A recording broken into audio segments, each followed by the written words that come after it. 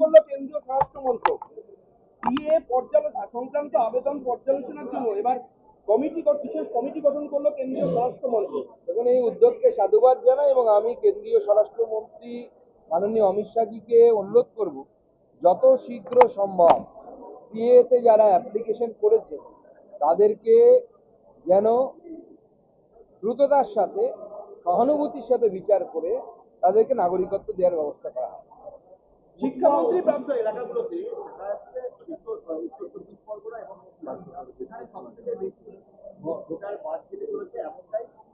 অত্যন্ত স্বাভাবিক, অত্যন্ত স্বাভাবিক। তার কারণ মুখ্যমন্ত্রী মমতা বন্দ্যোপাধ্যায়ের কথায় বিশ্বাস করে অনেকেই সেই সময় সিএতে অ্যাপ্লাই করেননি। মাননীয় মুখ্যমন্ত্রীর ভিডিও আছে, আপনাদের আর্কাইভেও আছে। আমি আবার বলছি, এর আগেও বলেছি, আবার বলছি, আপনারা সেই ভিডিও চালান। সেখানে মুখ্যমন্ত্রী সভা মঞ্চ থেকে বলছেন যে কেউ সিএতে অ্যাপ্লাই করবেন না, সবাই নাগরিক। এখন আমার প্রশ্ন হচ্ছে কেন তাহলে এদের নাম বাদ যাচ্ছে? মুখ্যমন্ত্রী বাড়িতে এদের যাওয়া উচিত। আমি তাদেরকে অনুরোধ করব যাদের নাম বাদ যাবে সবাই একসাথে জড়ো হন। প্রয়োজনে আমি আপনাদের সাথে যাব, মুখ্যমন্ত্রীকে জিজ্ঞেস করবো তখন কেন বলেছিলেন সবাই নাগরিক, অ্যাপ্লাই করবেন না। শিক্ষামন্ত্রী ব্রাত্য বসুর বিধানসভা এলাকাতে পরপর বন্ধ হয়ে যাচ্ছে প্রাথমিক আর উচ্চ মাধ্যমিক বিদ্যালয়। ইতিমধ্যে 10 বছরে 1 ডজনের বেশি স্কুল বন্ধ হয়েছে। দেখুন, স্কুল বন্ধ হচ্ছে, এবার শিক্ষামন্ত্রীর ঝাপও বন্ধ হবে। ওই বিধানসভা থেকে মাননীয় শিক্ষামন্ত্রী যদি দাঁড়ান তাহলে ওনার ঝাপ বন্ধ করার ব্যবস্থা বিজেপি করবে। উনি স্কুল বন্ধ করেছেন, আমরা এবার ওনার পলিটিক্সের দোকান বন্ধ করব।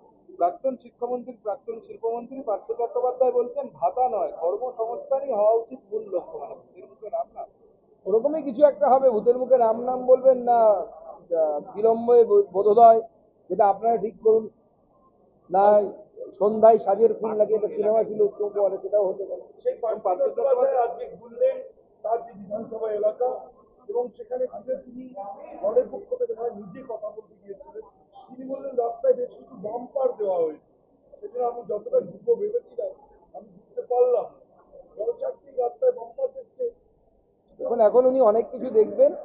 এবার আরো ভালো হতো যদি উনি মুখটা খুলে জেলের ভিতরে যখন ছিলেন, যখন তাকে ইন্টারোগেশন করা হয়েছিল, তখন যদি এই বাম্পারদের নামগুলো বলে আসতে পারতেন, মানে যারা বাম্পার বানিয়েছে আর কি, এই রাজ্যটাকে যারা বাম্পার রাজ্য বানিয়ে ছেড়েছে তাদের নামগুলো বলে আসতে পারলে ভালো হতো। আমি তোমাদেরই লোক ছিলেন পার্থ চট্টোপাধ্যায়।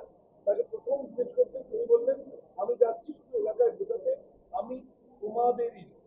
এবার আমি মনে করি বেহালার লোকেরা ওনার মতো চোর নয়। উনি কি বলতে চাইছেন বেহালার সব লোক ওনার মতো চুরি করে টাকা জমাচ্ছে?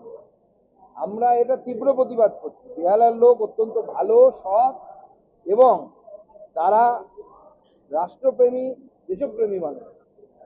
স্পিকার বিমান বন্দ্যোপাধ্যায় বলছেন যে সরকার বিল দেয় না, তাই বিধানসভার কাজকর্ম বেশি দিন চালানো যাবে।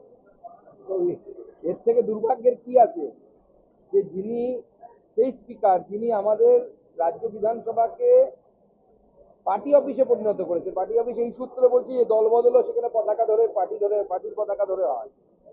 সেই স্পিকার এই কথা বলছিল, মুখ্যমন্ত্রী তো তারই দলে। স্পিকারকে বলুন মুখ্যমন্ত্রীকে বলতে, মুখ্যমন্ত্রী পয়সা দিচ্ছেন না কেন? সব পয়সা কি ভাতা দিতে চলে যাচ্ছে? অভিষেক ব্যানার্জির হাত ধরে প্রতিকুর গেলেন তৃণমূল কংগ্রেসে এবং অভিষেকের সঙ্গে দেখার সঙ্গে সঙ্গেই সিপিএম তাকে বহিষ্কার করলো দল থেকে।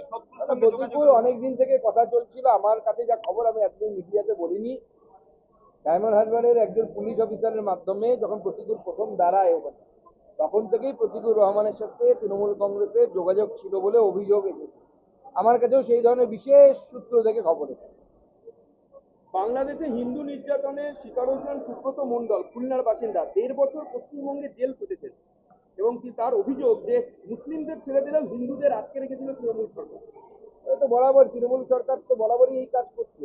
পশ্চিমবঙ্গের বিভিন্ন জেলে যেখানে হিন্দুরা গ্রেপ্তার হয়ে জেলের ভেতরে আছে, যাদেরকে আইন বিরুদ্ধভাবে আটকে রাখা হয়েছে, কারণ যেহেতু ফরেনার ট্যাক্সে পরিবর্তন করা হয়েছে, স্বাভাবিকভাবে হিন্দুরা কেউ জেলের ভেতরে থাকার কথা না, তাদের সবাই বাইরে বেরিয়ে যাবে। 5 দিনে যুবসাথীতে 45 লাখ আবেদন পড়েছে। মানে রাজ্য সরকার কি এটা খুব অক্সিজেন যোগাবে এই যে ভাতার রাজনীতি? আমার তো মনে হয় না। এটা প্রমাণ করছে যে এই রাজ্যে বেকারের সংখ্যা কত।